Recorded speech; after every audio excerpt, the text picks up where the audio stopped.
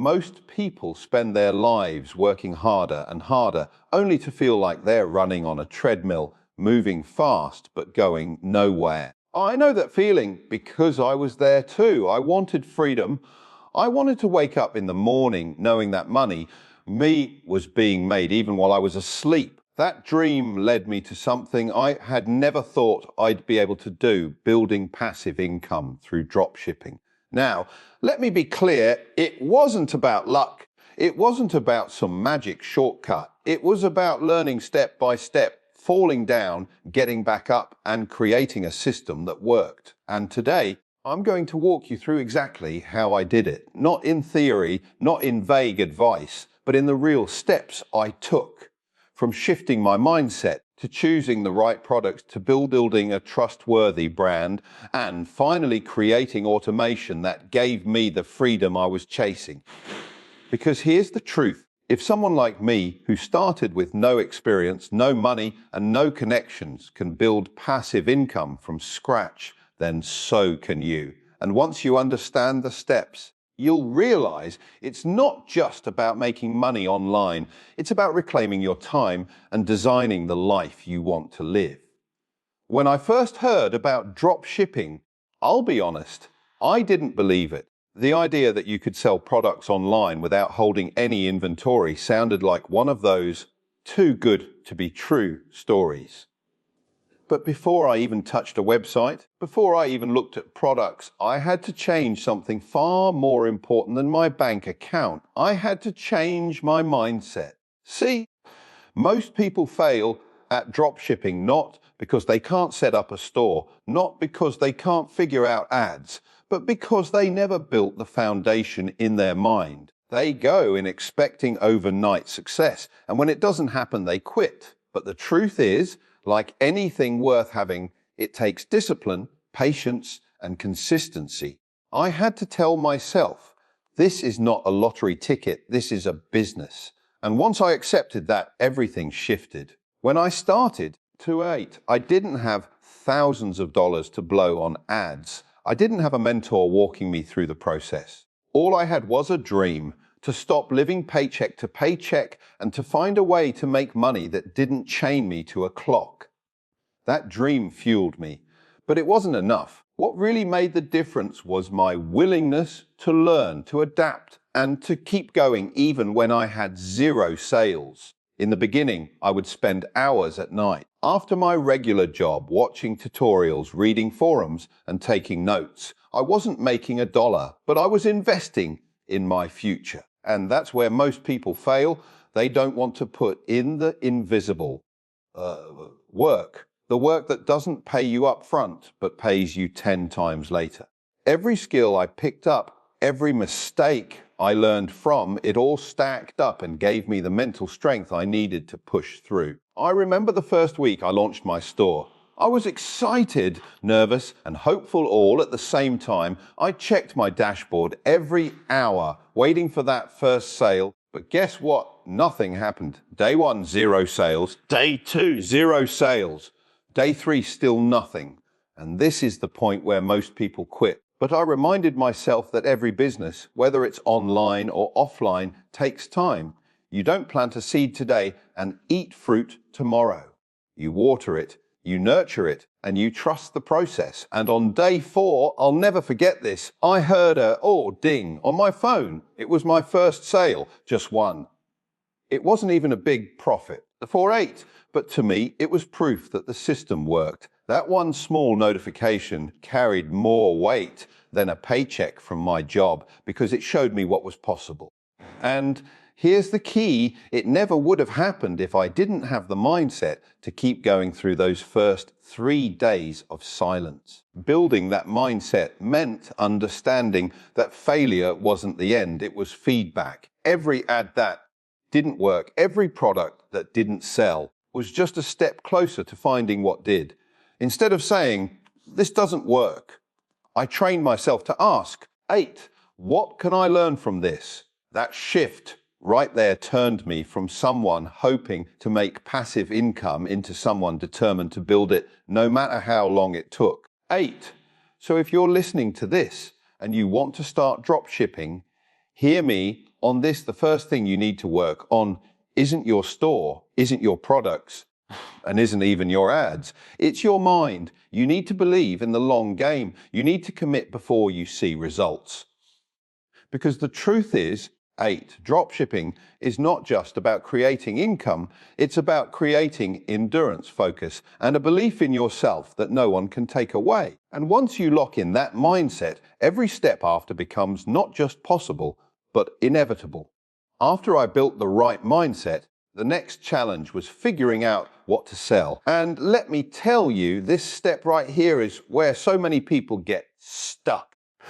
They think they need to find that one magic product that's going to make them rich overnight. But that's not the truth. Success in dropshipping doesn't come from luck. It comes from strategy, choosing the right niche and products that actually solve a problem, fill a desire, or spark curiosity. When I first started, I made the same mistake everyone makes. I tried to sell anything and everything. My store looked like an online garage sale. Kitchen gadgets, pet toys, phone cases, you name it, I had it. I thought if I had more products, I'd have more chances of selling. But in reality, I was confusing customers. People want specialists, not generalists. If you're selling to everybody, you're really selling to nobody. That lesson hit me hard, but it changed everything. So I sat down and asked myself, who do I want to serve? Who do I want my store to help? And that's when I learned the power of choosing a niche. A niche isn't just about picking a category. It's about picking a community. It's about knowing what group of people you want to target, understanding their problems, and becoming the store that offers them real solutions. Think about it this way: if you're passionate about fitness, you already understand what fitness lovers want: gear that makes workouts easier, supplements that help results, or even recovery tools to ease the soreness. If you're into pets, you know how much people love spoiling their animals. That knowledge gives you an edge. 8. The best niches are often the ones you already understand, because you can think like your customer. Once I found my niche, the next step was finding the right products. 8. And here's the golden rule: don't sell what you like, sell what people need. Your personal opinion doesn't matter as much as market demand. I started using tools like Google Trends, checking out what was trending on social media, and analyzing top selling items on platforms like Amazon or AliExpress. These places are goldmines for spotting what people are already buying. But here's the trick: you don't just want to copy what's hot today. You want to think about what will still matter tomorrow. Fidget spinners. They were a craze. People made money, but they disappeared just as fast. You want to choose products that solve real problems or make people's lives better. A phone stand that helps people watch videos comfortably. A posture corrector that helps with back pain. A grooming tool that saves pet owners time. These aren't just products, they're solutions. And when you provide a solution, people are more willing to spend money. I'll never forget the first product that really took off for me. It wasn't flashy. It wasn't trendy. It was a simple kitchen gadget that made cooking faster and easier. I remember thinking, this is too basic. Who would even buy this? But guess what? People loved it. Why? Because it solved a problem in their daily lives. That one product taught me the biggest lesson: don't underestimate the power of solving simple problems. Another key part of product selection is testing. You might think you've found the perfect product, but the market decides, not you. I tested multiple products with small ad budgets until I found one that clicked. And when I saw that one product gaining traction, I doubled down, optimized my store around it, and scaled it. That's how you turn a good idea into a winning store. So if you're serious about dropshipping, don't chase hype. Don't try to be a Walmart of random products. Focus. Pick a niche you understand. Choose products that solve problems or fulfill desires. Test them, learn from the results, and double down on what works. Because at the end of the day, dropshipping isn't about selling things, it's about serving people. The moment you understand that, Your store stops being just a website and starts becoming a brand. And brands last. Once I finally understood the importance of picking the right niche and products, the next step was to set up my store. And this right here is the part most beginners underestimate. They think it's just a website, throw some pictures up, slap a price on it, and I'm good to go. Wrong. Your store is more than a website. It's the face of your business, the first impression your customers get. And let me remind you, people don't buy from stores they don't trust. When I first started, my store looked like a cheap copy-paste site. 8. I thought it didn't matter as long as I had products listed. But here's the truth. The moment a customer lands on your store, they make a decision in less than 10 seconds. Do I trust this business or not? If your store looks sloppy, if the colors clash, if the pictures look stolen or low quality, guess what? They'll click off and buy from someone else who looks professional. That lesson hit me hard. So I went back to the drawing board and started learning how to design a store that feels like a brand. And let me tell you, branding is everything. Think about it. Why do people pay $80 for a pair of Nike shoes that cost $20 to make? Why do people buy Apple products even when they're more expensive than the competition? It's because of the brand. A brand gives people confidence, trust, and identity. The 48, they don't just buy a product, they buy a feeling. That's what I needed to create. And so I started by keeping things clean and simple. I picked a professional looking theme, chose 2 or 3 colors that represented my niche, and used high quality product images. Instead of flooding my site with 50 products, I focused on just a handful of items and gave them strong descriptions. And I'm not talking about boring descriptions like made of stainless steel. I wrote benefits, I told a story. I explained how this product would make their lives easier, save them time, or solve their problems. But here's the real game changer. I gave my store an identity. I created a logo, chose a brand name that was simple and memorable, and wrote a short mission statement that told people exactly what my store stood for. 8. Because when people see a mission, when they see you care about more than just selling, they start to trust you. Another step I took was social proof. In the beginning, no one knows who you are, so you need to show them they can trust you. I added customer reviews, even if they were from suppliers at first. And as real customers started buying, I displayed their feedback proudly. I made sure my store had trust badges, secure checkout icons, and clear shipping information. The little details matter because they tell your customer, this is safe, you're in good hands. And let's not forget about the customer experience. I optimized my store to be easy to navigate. I made sure it loaded quickly, that people could check out without hassle, and that mobile users had a smooth experience too. Because here's the truth, most online shoppers are buying from their phones. If your store doesn't work on mobile, you're leaving money on the table. I'll never forget the day I launched my newly branded store. The difference was night and day.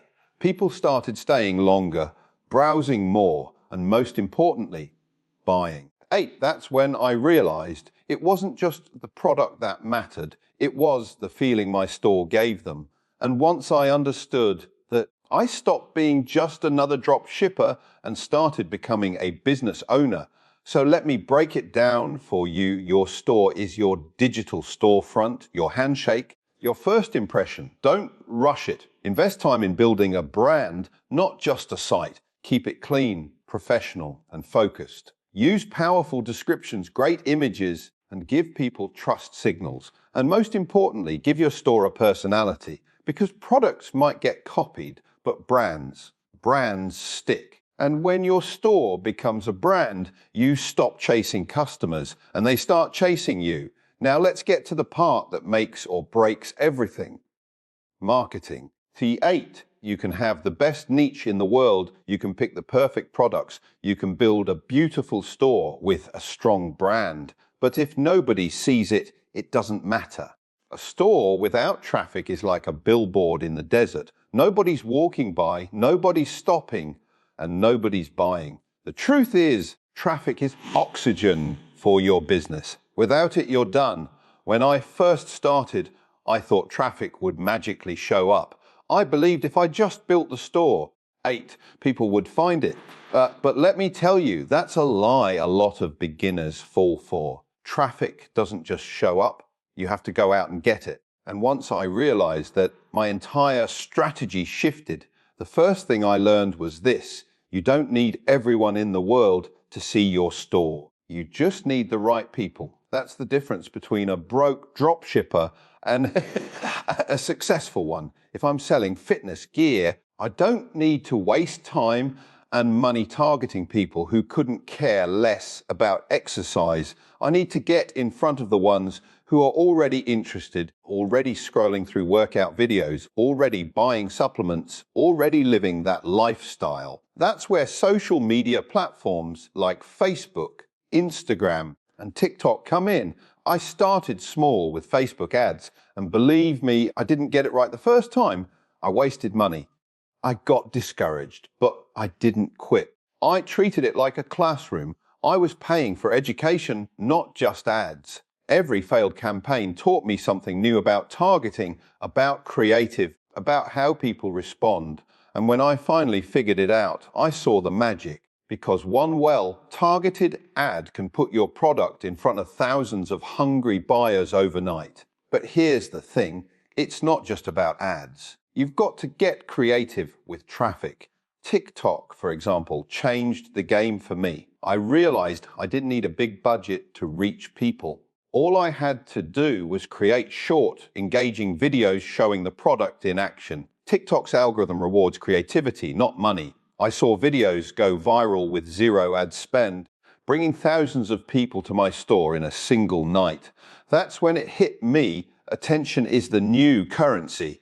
And if you can capture attention, 8, you can turn it into income. I also learned the power of content. People don't just want to be sold to, they want to be entertained, educated, and inspired. So I started creating content around my niche. If I was selling fitness gear, I made videos about quick workouts, motivational tips, and lifestyle hacks. My store wasn't just a place to buy, it became part of a community. And when you build community, you build loyalty. Email marketing was another weapon I picked up. Every person who visited my store and didn't buy, I offered them a discount code for their email. Every person who bought, I kept in touch with through newsletters, updates, and special offers. That way, I wasn't just getting one sale, I was building repeat customers. And let me tell you, repeat customers are gold. Because the cost of acquiring a customer is high, but once you have them, keeping them is much easier and more profitable. Now, here's the mindset piece. You have to be patient and consistent with traffic. Too many people quit after a few ads don't work. They say, this doesn't work for me. But the truth is, they just didn't stick around long enough to figure it out. Marketing is testing, failing, learning, and adjusting. Every failure is a step closer to the formula that works. When I finally cracked the code, my store came alive. I went from staring at 0 sales to hearing that notification ding over and over. And that feeling, that's freedom. That's proof that the system works. If you work the system. So here's the lesson. Don't just build the store, bring people to it. Use social media, use ads, use content, use email, whatever tools you can. Stay consistent, keep testing, and never quit too early. Because once you figure out how to drive traffic, you've unlocked the final piece of the puzzle. That's when dropshipping goes from just a side hustle to a real income-generating business.